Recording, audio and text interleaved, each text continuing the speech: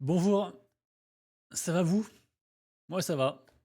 Un petit peu mal au cul, mais ça va. Bonjour à tous et bienvenue sur la première chaîne d'actualité quotidienne qui parle de NFT et de jeux blockchain.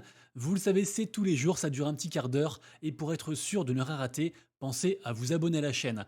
Alors oui, vu la gueule du marché, forcément on va en parler. C'est les soldes de partout, c'est la panique de partout. Qu'est-ce qui se passe et particulièrement sur le marché NFT? La vidéo du jour sera un peu spéciale, elle sera sûrement aussi un peu déprimante, mais j'espère qu'elle apportera quand même une dose d'espoir, parce que vous le savez, ici on ne lâche rien. Sachez que la vidéo du jour est sponsorisée par le site d'information gratuit et dispo en français qui s'appelle Crypto News, et heureusement qu'il y a des sponsors qui nous soutiennent comme ça, peu importe qu'ils vente ou qu'ils neige. Donc merci beaucoup à Crypto News. Sur Crypto News, vous retrouverez tous les jours de l'actu quotidienne donc sur tout ce qui est crypto et NFT, mais pas que. Il y a aussi des articles plus de fond, des comparatifs, des guides, tout ce qui est aussi sorti de nouveaux projets. Bref, il y a beaucoup de choses. C'est vraiment un tout en un très complet. Vous aurez le lien en description. Et merci donc encore une fois à Crypto News.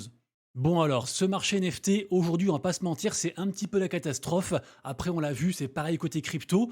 Heureusement bien sûr, on n'investit que l'argent qu'on est prêt à perdre, sinon on serait en sueur. Heureusement.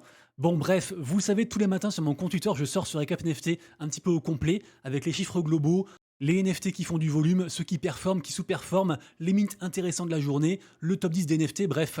Ce qu'il faut retenir aujourd'hui, c'est que malheureusement, on repasse en dessous des 70 milliards de market cap pour tous les NFT, toutes blockchains confondues, et les volumes sont aussi très très bas, et donc ça sent pas bon, d'autant que on a une très très mauvaise news. Vous le savez, les NFT, ils sont en bout de course, un peu comme une sorte d'altcoin de seconde zone et hautement risqué. C'est pour ça que en fait les gens se dérisquent quand les marchés tombent. Quand le Bitcoin dévisse un tout petit peu, on a l'Ether qui en général dévisse un peu plus, les cryptos style Solana, etc., les altcoins un peu solides qui dévissent encore plus. Et alors tout ce qui est meme coin, tout ce qui est NFT, tous ces cryptos entre guillemets de seconde zone très risqués, là c'est la dégringolade et malheureusement les NFT ça n'y coupe pas. D'autant que je vous le disais, on a aussi une grosse annonce qui forcément contribue aussi à tout ça parce que malheureusement les NFT sont devenus moins liquides depuis quelques jours là. Donc je vais en parler, néanmoins, juste avant qu'on commence, je voulais quand même qu'on dézoome un petit peu et qu'on prenne un peu de recul, parce que certes là, en fait, tout le monde est en train de paniquer, le BTC est à 64 000, il est encore en train de descendre, on ne sait pas trop où on va, ça peut encore descendre encore plus, mais si on prend un petit peu de recul et qu'on dézoome sur un an, on revient quand même de tellement loin, on est encore tellement en positif par rapport à il y a un an. Alors certes, ceux qui sont arrivés récemment, il y a un mois ou deux, ils sont dans la sauce, mais n'oublions pas d'où on vient, n'oublions pas qu'il y a eu, qu'il y a et qu'il y aura encore des périodes d'incertitude, des périodes de peur. Ça fait partie du jeu, il faut être prêt à ça. Le but, c'est pas de savoir si ça va monter ou ça va descendre. Le but, c'est d'être prêt à tout, peu importe ce qui se passe, et d'avoir son plan en tête et de l'appliquer. Ceci étant dit, vous le savez, sur cette chaîne, on parle de NFT, et pour cette vidéo, je vais me concentrer sur les NFT sur Ethereum, parce que si on prend le top 10 des NFT les plus capitalisés, donc entre guillemets les plus sérieux, ceux qui marchent le mieux, ceux qui pèsent le plus lourd, entre guillemets, on en a quand même 8 sur 10 qui sont issus de Ethereum. Un seul vient du coup de Bitcoin, c'est Monkeys, et un seul sur Solana, c'est Mad Lads. Donc je pense que se calquer un petit peu sur ce qui se passe côté Ethereum est assez représentatif de l'ensemble du marché, d'autant aussi qu'on peut se fier à la meilleure collection NFT, celle qui est censée être la plus safe, les CryptoPunks. Regardez-moi ça, il y a environ, je crois, 15 jours, j'avais dit que les CryptoPunks étaient passés en dessous des 30 Ethers de floor price et que c'était pas arrivé depuis 3 ans. Et là, regardez-moi ça, ils sont à 26 Ethers et on a eu une vente très très basse à 25 Ethers. Vraiment, ça fait grandement flipper. Ça peut encore descendre. L'avenir des NFT tels qu'on les connaît est incertain, même si, à contrario, on pourrait aussi penser que pas de panique, c'est cyclique, la hype reviendra sur les NFT, tout va bien et juste en fait on recharge un peu finalement comme sur un altcoin qui a mangé son moins 50% récemment, bah on recharge, on reste patient et on profite donc des opportunités qui s'offrent à nous parce que là en termes d'opportunités, franchement ça fait bien longtemps que j'en ai pas vu autant parce que d'une part on a la chute des cryptos qui entraîne la chute du marché NFT, mais aussi on a eu un autre truc, c'est que en fait on a ce mec donc CBBOFE. En fait, ce mec, c'est un groupe de mecs et ce sont les plus gros farmers de la marketplace qui fait le plus de volume côté NFT sur Ethereum, à savoir Blur. Dites-vous que Blur, pour faire simple, brasse la moitié des volumes de tout le marché NFT. On le voit très clairement ici. Donc vraiment, ça brasse beaucoup d'argent. Blur, ils ont aussi une crypto. Ils ont déjà fait en fait 2 airdrops par rapport à cette crypto. Et là, actuellement, on est dans la 3e saison de farming du prochain airdrop de Blur. Et en fait, pour farmer donc des points pour avoir ce airdrop, Le plus simple, c'est de stacker la crypto Blur sur la plateforme dédiée, mais ça, c'est pas le plus efficace. Le plus efficace, c'est d'être actif sur la marketplace Blur, de faire de l'achat-revente et surtout en fait de lister et de faire des offres au marché NFT. C'est d'ailleurs ce qu'on voit ici sur la troisième colonne, celle qui s'appelle Top Bid, juste ici. Et donc en fait, ça c'est des gens qui font des offres en cours. Et si quelqu'un veut revendre son NFT directement, sans attendre un acheteur, il peut le faire. Et donc il accepte l'offre qui est en cours actuellement. Et là, qu'est-ce qu'on remarque? Outre les chutes qui vont de 5 à moins 20%, on remarque que en fait, le floor price, le prix plancher, est légèrement décorrélé de la meilleure enchère. Et ça, en fait, c'est assez rare. Pourquoi? Et bah tout simplement parce que donc ces mecs se sont retirés, ils ont fait la farming, ils ont récupéré 3 millions de points. Dites-vous qu'ils sont tellement gros qu'en fait ils ont plus de points que le top 50 de tous les autres réunis, des 49 autres plus gros farmers de Blast. Donc vraiment c'est plus qu'une baleine, c'est monumental. D'ailleurs il a aussi annoncé qu'il a perdu 4,5 millions de dollars justement en fait dans ces opérations d'achat-revente. Il pense que grâce à ces 3 millions de points, il sera gagnant au final. On verra ça quand du coup l'airdrop arrivera.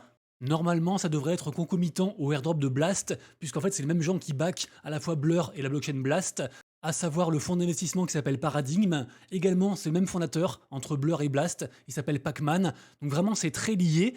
On verra ce qui va se passer après le 26. Ça devrait beaucoup bouger. En tout cas, le compte CBBOFE a annoncé que après le 26, peut-être que justement ils vont déployer d'autres solutions pour apporter la liquidité, parce que beaucoup de gens ont toujours pensé que ce fameux farming sur Blur en fait entachait les NFT et que en gros c'était juste des gens qui étaient là pour l'argent et que ça détruisait les floor price, ça faisait aussi genre du wash trading, donc de la manipulation de volume. Mais là en fait on est en train de se rendre compte que peut-être c'était pas une mauvaise chose et qu'en fait grâce aux farmers de Blur on avait donc de la liquidité sur tous les NFT et du coup ça faisait en fait des gros planchers qui n'étaient pas forcément cassables facilement dès que quelqu'un en fait vendait pas mal de NFT. Et là en fait c'est plus le cas.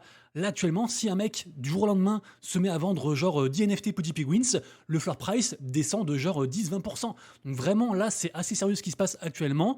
On a bien sûr des solutions pour rendre plus liquides les NFT. Notamment, je pense à la célèbre plateforme BendDAO, je pense aussi à Flooring Protocol, bref, il y a des solutions, mais en fait, il faut des baleines, il faut des whales qui ont beaucoup d'argent pour en fait constituer les floor price, les prix planchers, entre guillemets, des différentes collections NFT.